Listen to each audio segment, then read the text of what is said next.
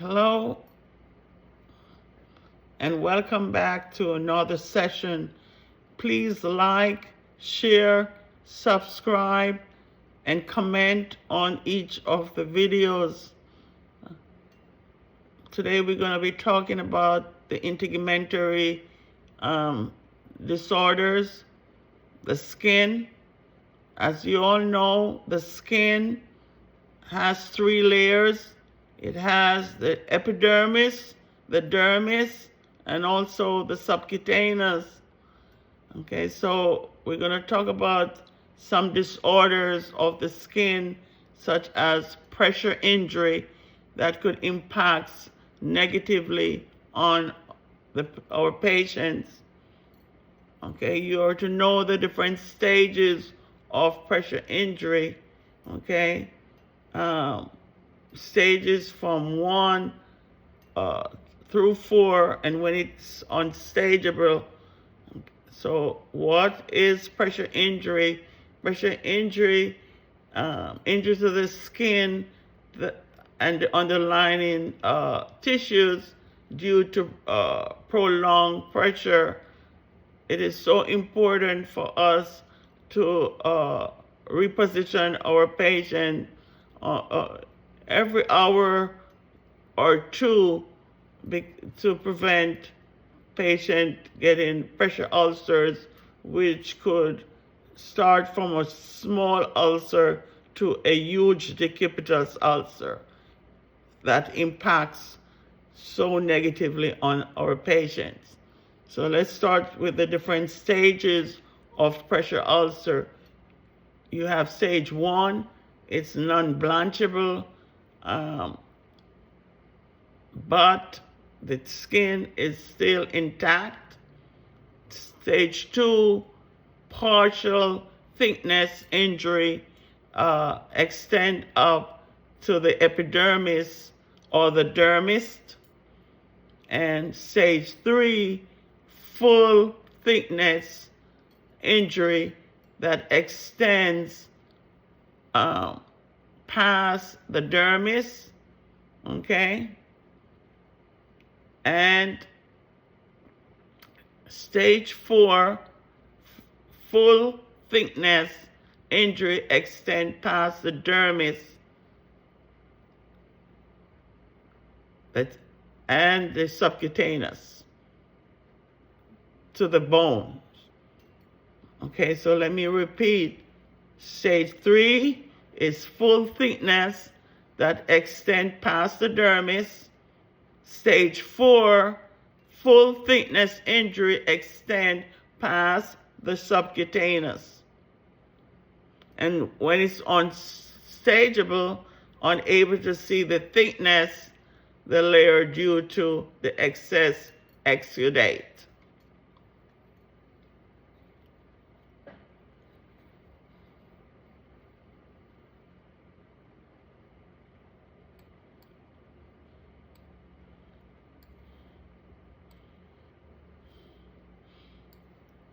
Know the different types of drainage. Okay, you have your serous drainage or serous exudate. Okay, you want to clean the wound, watery consistency, and it contains very little cellular matter. It consists of serum, like a straw color fluid that separates out of the blood when the clot is formed. You have your sanguinous, deep wound or wounds highly vascular area, a bloody drainage, damage to the blood capillaries, fresh bleeding, produce bright red drainage, whereas older dry blood is darker red blood color or red-brown color. Okay, so go over and know what is sanguinous. Serous sanguinous drainage is new wound, combination of bloody and serous drainage. And purulent drainage is very thick, often malodorous drainage that is seen in affected wounds containing pus, a protein-rich fluid filled with white blood cells, bacteria, and cellular debris. We're going to talk about wound healing. It goes through different phases. You have the inflammatory phase, the proliferative phase, okay? The inflammatory phase is from the day of the injury to 3 to 5 days, where phagocytosis of bacteria, local edema, patient will complain of pain, you see redness and warmth, vasoconstriction, platelet aggregation, clot formation. And the proliferative phase, the epithelialization or resurfacing with new skin, 2 to 3 days for incision wounds, granulation, wound filled with scar tissues, collagen produced by fibroblasts, 2 to 3 weeks for incisional wound, and contraction, reduction to wound size, open wound only. And maturation may last up to 1 year. Scar tissue becomes thinner and it is firm and inelastic or on palpation. So healing by intention, you have primary intention, secondary intention, and tertiary intention. So the primary intention, the wound closed surgically, the wound edges are approximated, sutured. Secondary intention, the wound left open to heal through. The process of granulation, contraction, and epithelialization. And tertiary intention, the wound left open for irrigation or removal of debris and exudate. Once free of debris and inflammation, wound is closed by primary intention.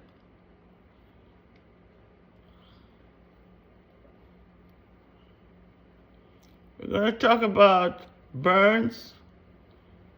You need to know burns and the rule of 9. You do have different types of burns. You may have thermal burn, that's liquid, steam, or fire. You have chemical burns. It could be powder, gas, or inhalation injury. Electric burn usually have an injury or exit wound. Injuries may be internal, okay? You have cold, like a frostbite. You have radiation burns, okay? And you have friction burns. What I would like for you to go over is the degree, okay? Like a stage 1. So superficial would be a 1st degree burn, only affected by the top layer, also known as the epidermis. There's no blisters or scars. It is going to be pink or red and may be tender or painful. Some pain patient may experience minor edema and erythema. Then you have your second degree burn, partial thickness, epidermis and dermis. It affects both layers, the epidermis and the dermis. You will see raw, mottled, or red appearance. Skin is more moist, it may blister or need grafting. Painful blanching, shiny scars left behind 2 to 6 weeks of healing.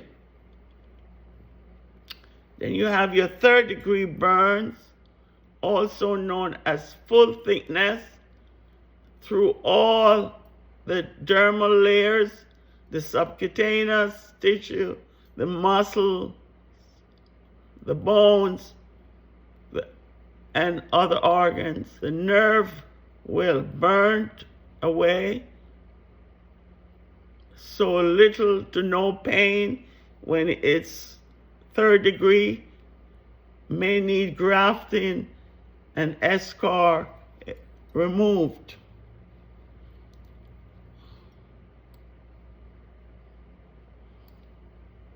So what's the nursing care? You want to ensure that the patient receive tetanus shot every 5 to 10 years. Watch for temperature loss or shivering. Pain control, IV route would be the best way to administer pain medication to burn patients. Wound care, pre-medicate the patient because the patient will be in lots of pain. No pillow for the ear or neck. You want to use rolled towel under the shoulders. Let's talk about the rule of 9 that you must know in able to be able to calculate the total body surface area. So the head, both posterior and anterior, is 9. Posterior 4.5, anterior 4.5. For the trunk, the upper limb, both posterior and anterior, is 18. So posterior is 18, anterior is 18. Okay, so the entire trunk is 36. For the posterior arm, 4.5, 4.5, both anterior, posterior. So the arm would be 9. Both arm would be 18. The genital area is 1%. And the legs, both anterior and posterior, is 9 on each side. So the leg is 18 on one side, posterior and anterior, okay?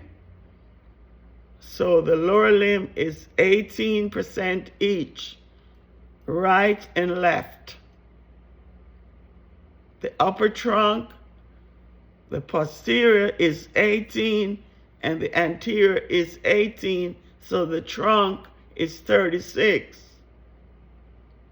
And the head, both posterior and anterior, 4.5, 4.5, and that's 9. Remember, you got to know how to calculate the Parkland formula. 4 milliliters of lactated ringers times the total body surface area times the weight in kilograms. So the first thing you want to do is to convert the weight to kilogram. So if the patient weighs 150 pounds, you want to divide 150 pounds by 2.2 to get your answer. So the doctor may want the first half of the solution over the first 8 hours. So you're going to multiply all the total body surface area involved times the weight in kilograms. Then you want to divide by 2, and then whatever your answer, then you divide by 8.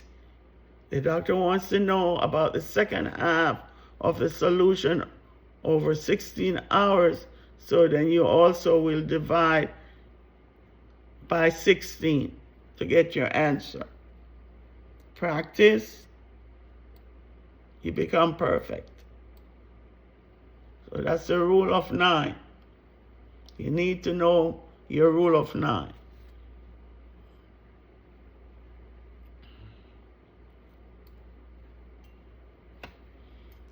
And thank you for watching the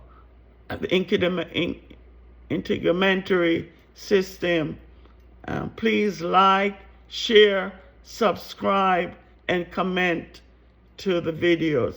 Thank you. See you next time. Bye-bye.